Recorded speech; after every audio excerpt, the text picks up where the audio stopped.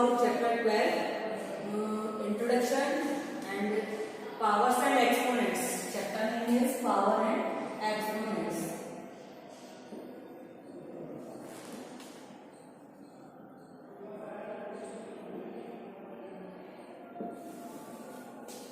First rule is a raised to power n upon a raised to power n. अब यहाँ पर हम ध्यान से देखें इसको क्या बोलते हैं. ये a raised to power n लिखा है, ये तो है हमारा बेस और ये है हमारी पावर.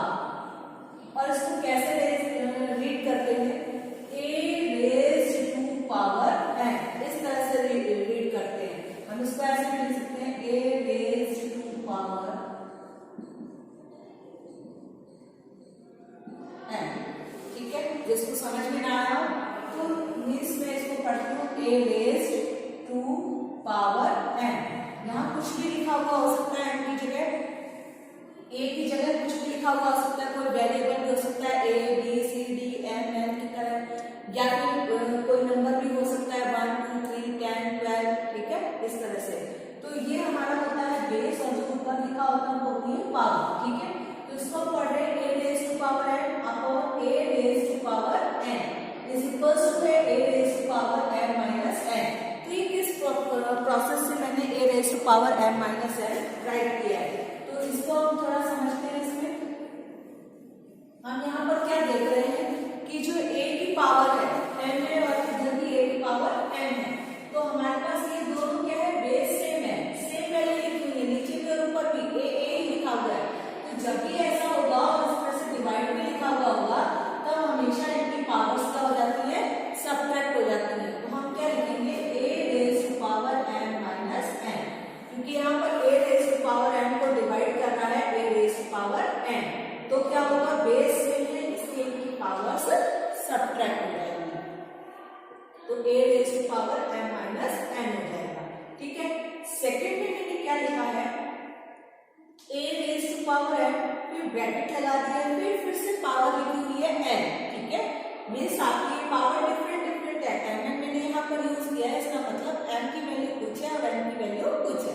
ठीक है, तो इसको क्या होता है, जब भी हमने कोई बेस दिया उसकी पावर ब्रैकेट के अंदर भी है और ब्रैकेट के बाहर भी जस्ट पावर दी हुई है, तब हमेशा पावर्स आपस में मल्टीप्लाई हो जाती है.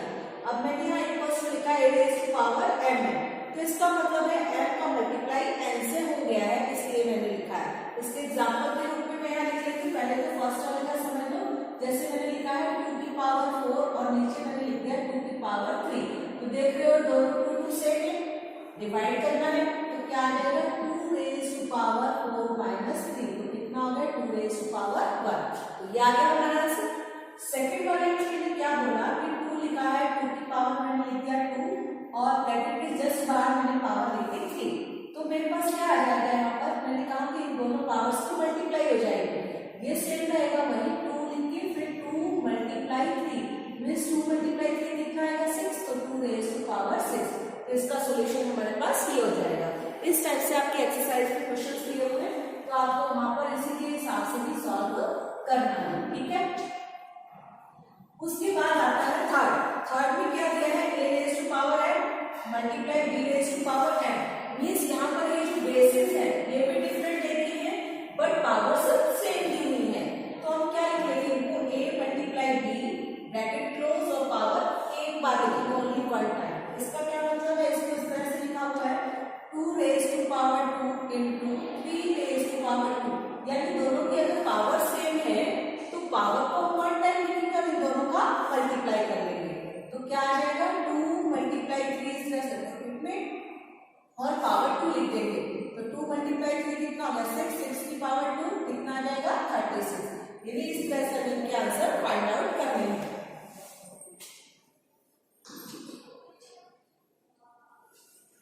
फोर्थ पार्ट में दिया a raised to power n upon b raised to power n.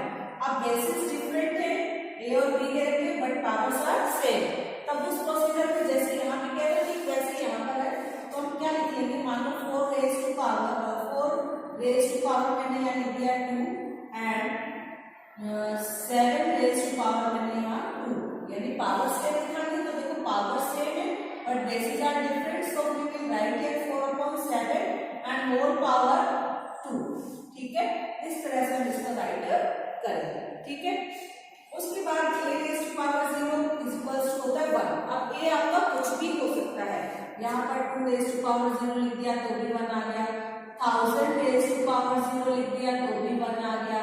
ठीक है, x y raise to power 0 लिख दिया तो भी इसका आंसर 1 ही होगा। मीन्स किसी भी नंबर या वेरिएबल की पावर अगर हम 0 यूज करते हैं तो उसका आंसर हमेशा 1 आता है।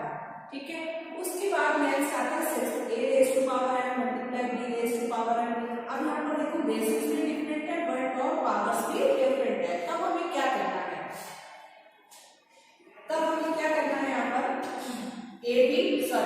इसमें हमें इसमें क्या करना है, यहाँ पर a raise to power n यानी कि जो भी वैल्यू होगी यहाँ पर a की और b की हम सॉल्व करेंगे। यहाँ पर a की वैल्यू मान लो यहाँ पर मैं लिख देती हूँ कि a raise to power n ही रहेगा और b raise to power n ही रहेगा। अब हम यहाँ पर देखते हैं कि आता है, जैसे कि मान लो मैंने एग्जांपल के तौर पे लिख दिया 2 रेज़ टू पावर 3 और मैंने यहाँ 3 रेज़ टू पावर 4। अब आप देख रहे हो 2 और 3 ये दोनों बेसिस है, ये भी डिफरेंट है और पावर्स भी डिफरेंटली हुई है। तो क्या करना पड़ेगा मुझे, 2 रेज़ टू पावर 3 मींस 2 का मल्टीप्लाई कितने टाइम्स करेंगे, 3 टाइम्स। तो कितना आ जाएगा, 2 2 जा 4, 4 2 जा 8 और 3 का भी हम 4 टाइम्स करेंगे तो हमारे पास कितना आ जाएगा 81। ठीक है, 9 9 जा 81 आ जाएगा। तो हम इसका 81 का 8 से मल्टीप्लाई करेंगे तो 8 बन जाएगा, 8 8 जा 64, 648 हमारा आंसर आ जाएगा। तो हमने इस क्वेश्चन को इस तरह से करना है। उसके बाद नेक्स्ट है हमारा 7 a raise to power n into a raise to power n। अब यहाँ आप देख रहे हो बेसिस भी सेम है, पावर्स भी सेम है, तो a रेज़ टू पावर क्या होगा, तो उनकी पावर्स हमेशा ऐड हो जाती है, a raise to power n plus n। Rule वही सेम है, यहाँ वाला ही जो हमारा यहाँ पे हमने किया था इस तरह से, ऐसा ही यहाँ पे है। तो अभी क्या होगा, a raise to power 2m हो गया। तो मान लो मैं कोई नंबर लिख रही हूँ 2 रेज़ टू पावर 3 और मैंने यहाँ पे लिख दिया 2 रेज़ टू पावर 3। तो क्या हो जाएगा, देखो बेस सेम है, पावर्स भी सेम है, यही तो था। तो 2 लिख के हम क्या करेंगे, 3 प्लस 3 कर देंगे। तो 2 रेज़ टू पावर कितना आ गया, 6 आ गया। अब 2 रेज़ टू पावर 6 आ गया, इसको जब हम सॉल्व करेंगे इसकी पावर 6 टाइम है तो 2 मल्टीप्लाई कितनी बार राइट करेंगे, 6 टाइम्स। तो इसको जब सॉल्व करेंगे तो हमारा आंसर आएगा 64। ठीक है, इस तरह से हमें करना है।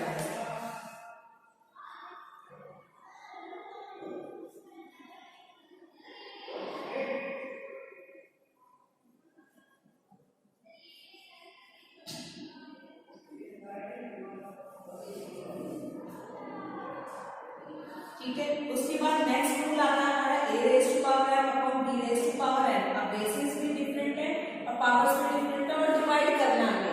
तो हम क्या लिखेंगे, a raise to power m multiply b raise to power minus n। क्यों करेंगे, क्योंकि अब हम इसको ऊपर ले आए हैं, साथ में मल्टीप्लाई। यहाँ पर देखो डिवाइड का साइन उसमें चेंज हो गया मल्टीप्लाई में, और जो पावर नीचे b raise to power n positive लिखी थी वो क्या हो गई, जब ऊपर लेकर आए तो नेगेटिव हो गई।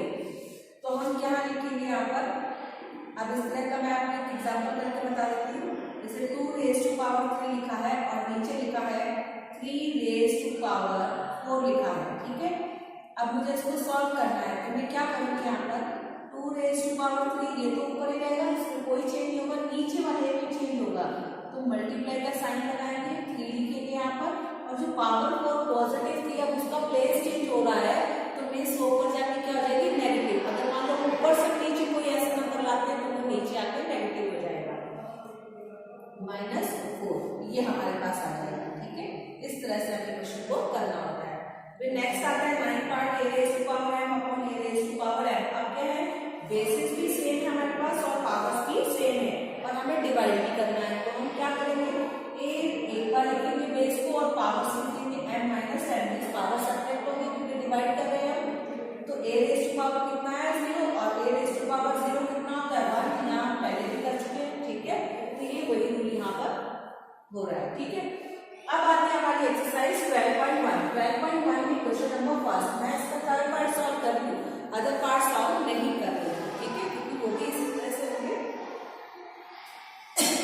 थर्ड पार्ट में है 1/2 रेज़ टू पावर -5 है। तो मैंने अब क्या किया, देखो इसमें कौन सा मल्टीप्लाई है, देखो 1 और 2 दोनों की बेस डिफरेंट है बट पावर 1 लगाई हुई है। तो ऐसा कहाँ पर है,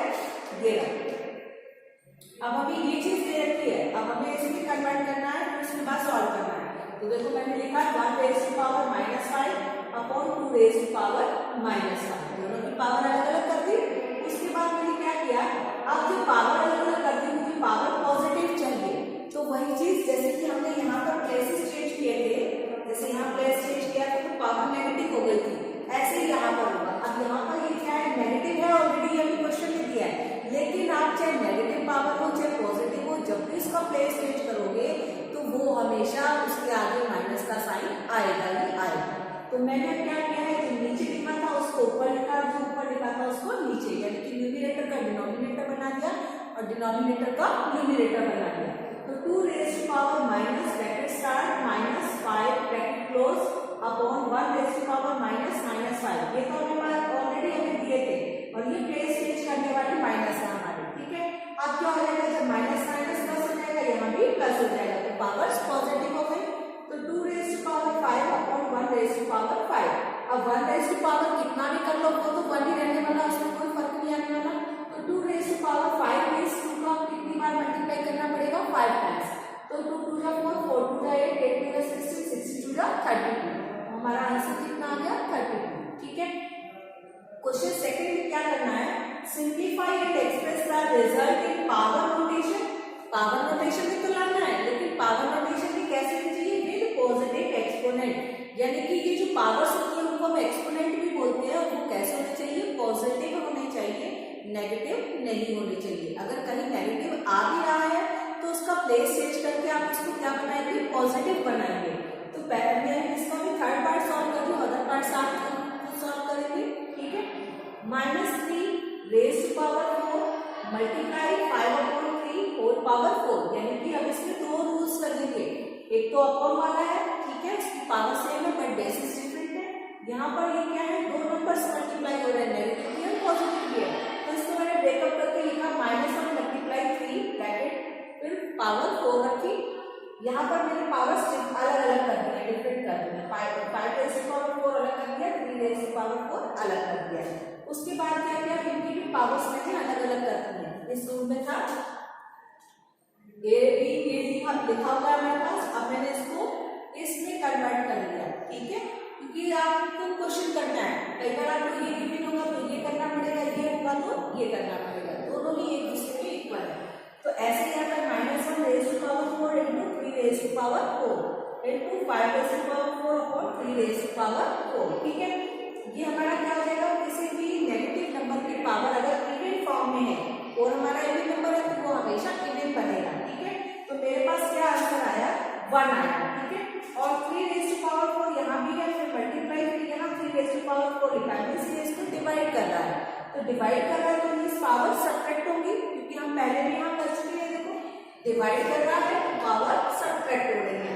और यहाँ पर हमारे पास क्या है, सेम है सब कुछ, 3 है, वहां पर पावर भी सेम है, तो हमने क्या किया, 3 रेज टू पावर 4 - 4 किया, ठीक है, into 5 raise to power 4, 3 raise to power कितना आ गया, 0 इंटू 5 रेज टू पावर 4, तो 3 रेज टू पावर 0 कितना आएगा, 1, क्योंकि हम पहले भी कर चुके हैं, 1 multiply 1 1, 5 raise to power 4 is 5 का 4 टाइम्स मल्टीप्लाई, तो 5 5 जा 25, 25 5 जा 125, 125 5 जा 625, 1 का इससे मल्टीप्लाई करेंगे तो कितना आ जाएगा, 625। अब इसी क्वेश्चन का हम फिफ्थ पार्ट और कर लेते हैं, थोड़ा सा डिफरेंट लगा, उसमें 2 ब्रैकेट्स थी, पावर भी नेगेटिव थी, तो उसके अकॉर्डिंग मैं आपको सॉल्व करके बता रही हूँ। तो अब आपको बाकी के अदर पार्ट सॉल्व करने में दिक्कत नहीं होनी चाहिए। तो फिफ्थ पार्ट है, इसमें देखो स्मॉल ब्रैकेट है -2/3, फिर होल पावर इसकी नेगेटिव दे रखी है, फिर कर्ली ब्रैकेट्स है उसकी होल पावर 2 दे रखी है। तो यहाँ पर आपके कम से कम 2-3 रूल फॉलो होंगे, एक तो क्या कि ब्रैकेट के अंदर भी पावर है, ब्रैकेट के बाहर भी, तो मींस पावर क्या होनी चाहिए, मल्टीप्लाई होनी चाहिए। दूसरा, यहाँ पर क्या बेसिस डिफरेंट है बट पावर सेम है और दोनों की पावर 1 टाइम दी है, तो पहले हमें इनकी पावर्स को अलग करना पड़ेगा, अलग करने के बाद इनकी पावर्स को पॉजिटिव भी बनाना पड़ेगा, ठीक है। और इसमें क्या था, पॉजिटिव एक्सपोनेंट्स करना था, तो इसमें इतना आगे करना ही नहीं था, अगर करने के लिए कहेंगे तो यहाँ तक करेंगे, तो पॉजिटिव एक्सपोनेंट की बात है तो सिर्फ इतना ही करना था, आगे नहीं करना था इसमें, ठीक है, सिर्फ इतना ही करना था। तो आपका आंसर लास्ट आएगा इसमें 5 रेज़ टू पावर 4, ठीक है, इतना ही आना है। अब उसके बाद यहाँ पर भी ऐसे ही है, ये भी एक्स्ट्रा हो गया, इसको भी आपसे इसके बाद का पूछते हैं तो आप ये करेंगे, अदरवाइज नहीं करेंगे, ये भी नहीं करना आपको। ठीक है, इतना ही करना था। तो इसमें देखो क्या करना है, हमने क्या किया, -2 raise to power -2 upon 3 raise to power -2, अलग अलग कर दी मैंने पावर्स, फिर ये ब्रैकेट में पावर ऊपर 2 लगी हुई है। फिर क्या किया उसके बाद, अब मैंने इनके प्लेसेस चेंज किए क्योंकि इनकी पावर्स नेगेटिव है, नेगेटिव पावर को मैं ऐसे सॉल्व नहीं कर सकती, तो पहले मुझे पावर्स को पॉजिटिव बनाना पड़ेगा। तो जो 3 नीचे लिखा था मींस डिनोमिनेटर था, अब न्यूमरेटर बन गया, तो 3 लिख के, और मैंने कहा था जब भी पावर्स ऊपर जाएंगी तो माइनस लगेगा, हम क्या करते हैं, ये माइनस लगा हुआ है, ये हमारे पास क्वेश्चन में पहले से ही था, ऐसे ही -2, फिर minus bracket start, -2 bracket close, फिर कर्ली ब्रैकेट क्लोज और रेज टू पावर 2 दिया हुआ है। उसके बाद हमने क्या किया, 3 रेज टू पावर अभी पॉजिटिव हो गया, कितना होगा पॉजिटिव, यहाँ भी पॉजिटिव हो जाएगा, तो 3 raise to power 2 and -2 raise to power 2।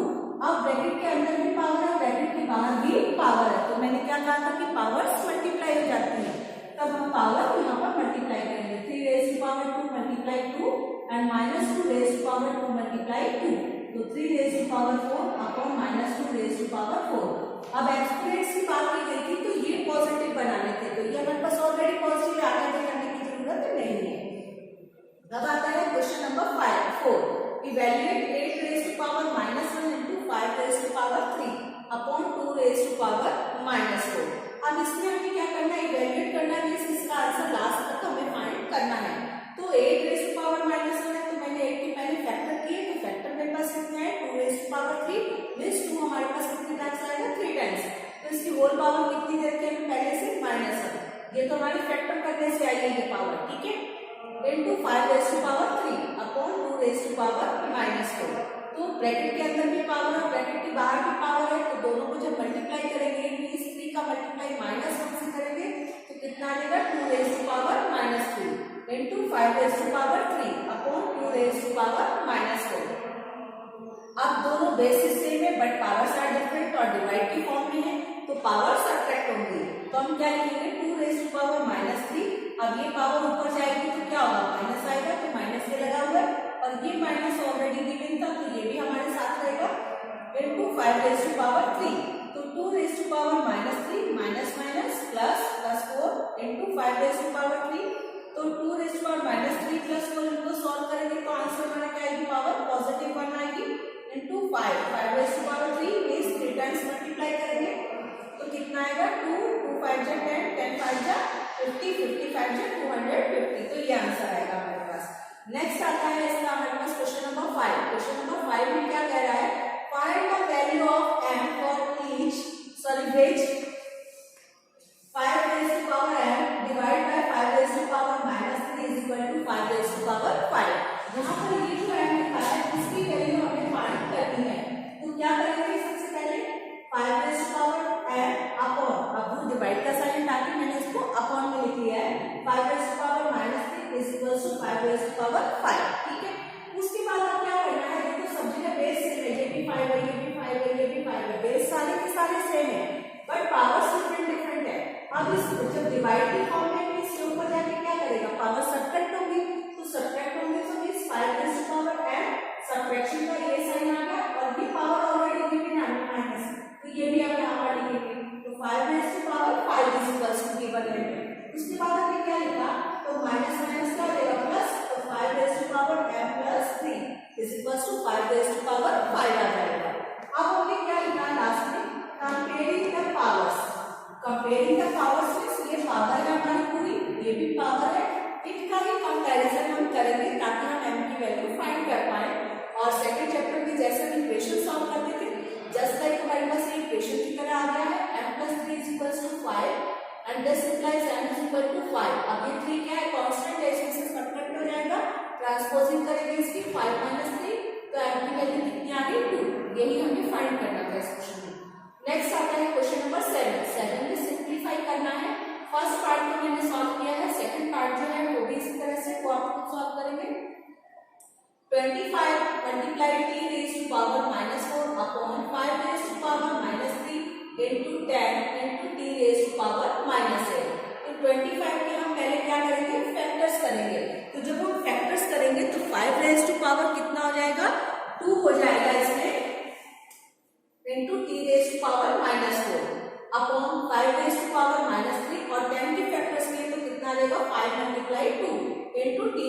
Power -8 लिखेंगे, ठीक है, ये -8 है। फिर उसके बाद क्या किया हमने 5 raise to power 2 as it is into t raise to power -4। तो सबसे पहले हम इनको सॉल्व करेंगे, t raise to power -4 t raise to power -8। अब जब इसका प्लेस चेंज करेंगे तो ये ऊपर जाके क्या हो जाएगी, सब्ट्रैक्ट हो जाएगी, डिवाइड की फॉर्म में, तो t रेज टू पावर -4 -8 आ जाएगा अपॉन में 5 रेज टू पावर -3 प्लस 1। क्यों किया, क्योंकि ये साथ में हमारे पास मल्टीप्लाई और बेस सेम है, तो पावर्स क्या होंगी, ऐड होंगी, इसलिए मैंने -3 प्लस 1 लिखा है।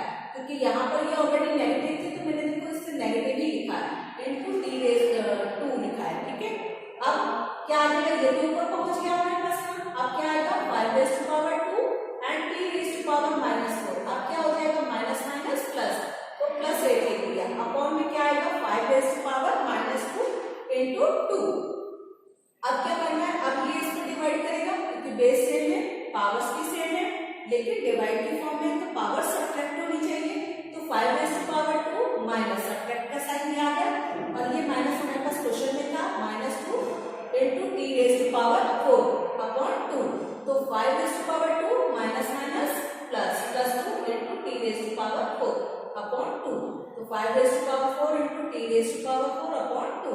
5 रेज टू पावर 4 हमें गिवन है, तो हम यहाँ क्या करेंगे, 5 का मल्टीप्लाई कितने टाइम्स होना चाहिए, 4 टाइम्स, तो 5 multiply 5 multiply 5 multiply 5 into t raise to power 4 upon 2।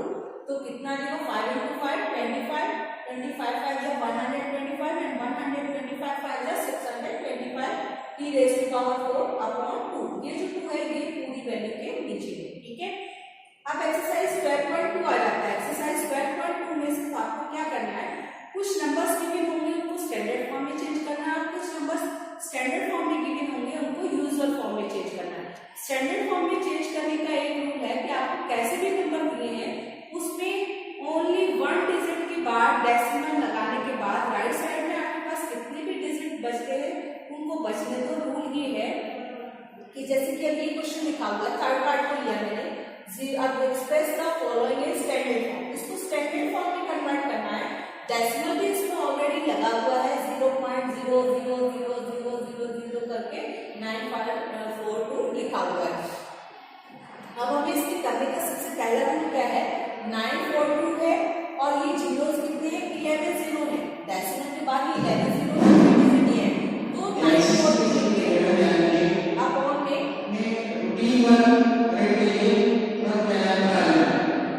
10 raise to power 14 लिखेंगे यहाँ पर, ठीक है। तो हमारे पास 11 तो जीरो हो गए, 3 डिजिट, इनको भी गिनना है, इनको छोड़ना नहीं है, तो 10 रेज टू पावर कितना आ गया, 14 आ गया। मैंने 10 इंटू 10 इंटू 10 इंटू लिखने की बजाय मैंने लिख दिया सीधा 10 रेज टू पावर 14। अब अभी ये स्टैंडर्ड फॉर्म में नहीं चेंज हुआ है, स्टैंडर्ड फॉर्म में कब चेंज होगा, जब ये डेसिमल उठ के कहाँ आ जाएगा, 9 के जस्ट बाद में, तो 9 रेज टू पावर 942, यानी कि डेसिमल यहाँ लगाना है, यानी 2 डिजिट से पहले लगाना है, तो पहले लगाना में सपोर्ट में क्या होना चाहिए, 100 होना चाहिए, तो 10 रेज टू पावर 2 कितना बन जाएगा, 100 बन जाएगा, क्योंकि जीरोस ऑलरेडी हमें गिवन है, तो मैंने इसको 2 पार्ट्स में ब्रेक कर लिया, 14 को 10 रेज टू पावर 2 लिख दिया इनटू 10 रेज टू पावर 12, क्योंकि हमें वापस से सॉल्व करेंगे तो इनको पावर्स को ऐड करेंगे तो ऑलरेडी हमारे पास 10 रेज टू पावर 14 ही आ जाएगा, ठीक है। तो हमारे पास अब मैंने क्या किया, इसको यूज किया इसमें डेसिमल लगाने के लिए, और ये हमारे पास ऐसे ही रहेगा, तो कितना आ गया 9.42 मल्टीप्लाई 10 रेज टू पावर -1। अब इस पावर को ऊपर ले जाके जब लिखेंगे तो मैंने पहले कहा था जब इसका प्लेस चेंज करोगे तो पावर्स माइनस में आएंगे। अब इसी तरह से इसके अदर पार्ट्स भी इसी तरह से ही है सारे क्वेश्चन। अब उसके बाद second question, express the following number in usual form, इसको किस में कन्वर्ट करना है, यूजुअल फॉर्म में।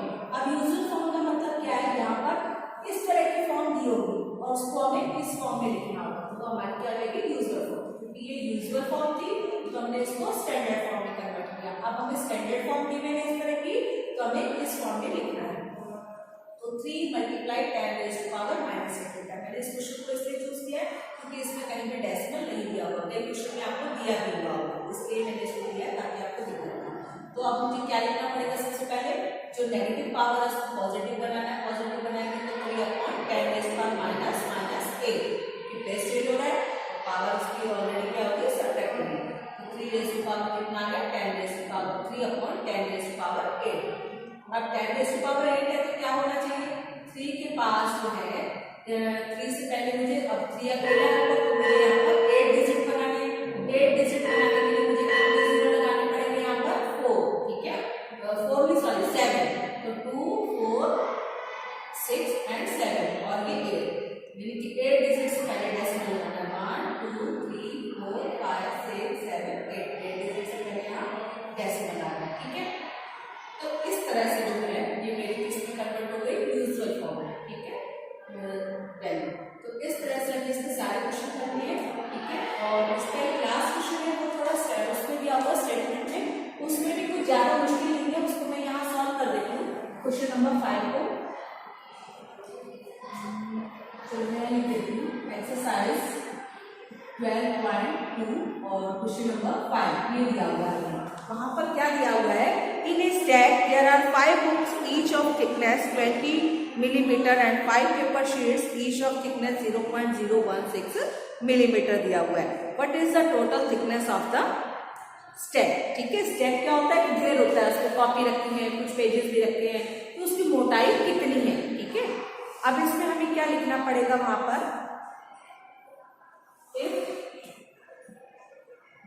थिकनेस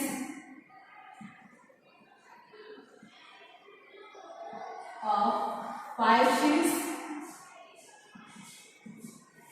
5 शीट्स में कितनी आ रहेगी, क्योंकि 5 पेपर शीट्स की थिकनेस जो है 0.016 मिलीमीटर 1 पेपर की, तो इसका 5 का मल्टीप्लाई किससे हो जाएगा, 5 इंटू 0.016 मिलीमीटर, ये हमारे पास आएगा 0.080 मिलीमीटर। टोटल थिकनेस आ जाएगी 5 शीट्स की।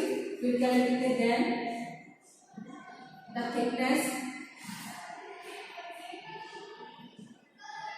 ऑफ बुक्स कितनी है, 5 बुक्स हैं, ठीक है। ईच बुक की थिकनेस कितनी है, 20 मिलीमीटर, तो 5 बुक्स,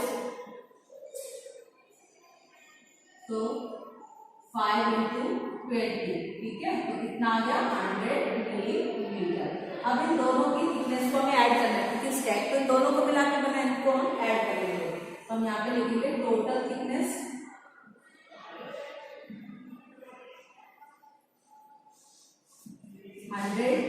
प्लस 0.080, कितना आएगा 100.080 मिलीमीटर।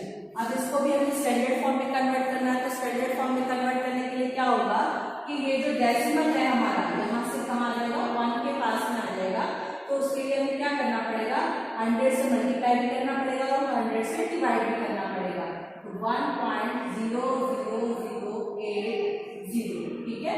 और यहाँ पर हमारे पास आ जाएगा 10 रेज़ टू पावर 2, ठीक है, क्योंकि 100 से हमें मल्टीप्लाई भी करना पड़ा और डिवाइड भी करना पड़ा, तो डिवाइड वाला तो डेसिमल के काम में आ गया, और जो मल्टीप्लाई वाला है वो हमने 10 रेज़ टू पावर 2 करके वहां पर राइट कर दिया, ठीक है। तो इस तरह से हमारा आंसर आएगा। Next chapter we will discuss in the next.